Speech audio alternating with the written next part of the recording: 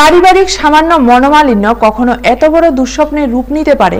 শান্তির বাজারের পালপাড়া নিবাসী প্রদীপ পালের পরিবার আজ সেই দুঃস্বপ্নের মুখোমুখি। রাতের অন্ধকারে নিখোঁজ হয়ে গেলেন পেশায় বাঁশবেত শিল্পী প্রদীপ পাল, যার সঙ্গে থাকা পরিবার এখন দিশেহারা। ঘটনার সূত্রপাত শনিবার রাতেই। জানা গেছে, সন্ধ্যার পর প্রদীপ পালের সঙ্গে পরিবারের মধ্যে সামান্য কথা কাটাকাটির ঘটনায় এরকম অভিমান দেখা দেয়। সেই অভিমানের পরিপ্রেক্ষিতে রাত প্রায় 11টার দিকে তিনি কোনো বার্তা না দিয়ে বাড়ি থেকে বেরিয়ে যান। পরিবারের উদ্বেগ রাতের অন্ধকারে আরো বাড়তে থাকে।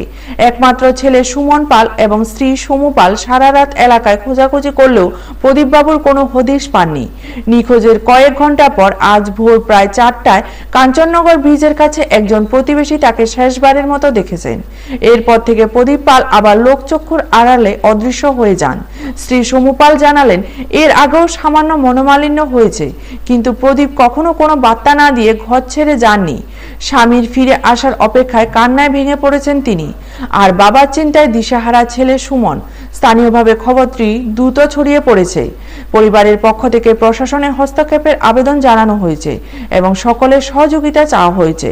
একজন সহজ সরল শিল্পী প্রদীপ পালের নিখোঁজ হওয়া শান্তির বাজারের মানুষদের মধ্যে শোকের ছায়া ফেলেছে।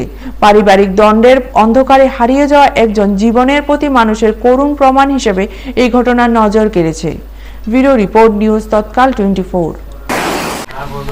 তিনজন বালে বাতাইছে আর তুই কজে আইয়ে না হচ্ছে নালে তো বাতাস লাগে দরজাটা বাঁধিবি না এবার দরজাটা লাগাইছে ওই গাড়ির ভিড়টা বলে মারা হেরা বলে কদ্দুরে ঘুমন ঘুমাইছে মানুষ তো এবার দরজাটা আটকায় লাগবে না করে তুই কয়টা বাজবে আনুমানিক?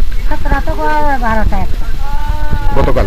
হ্যাঁ আচ্ছা, তো হেরারে হলাই উড়িয়ে মা ডাক্তার হলাই উড়িয়ে বাবা বাবা করে দেখেন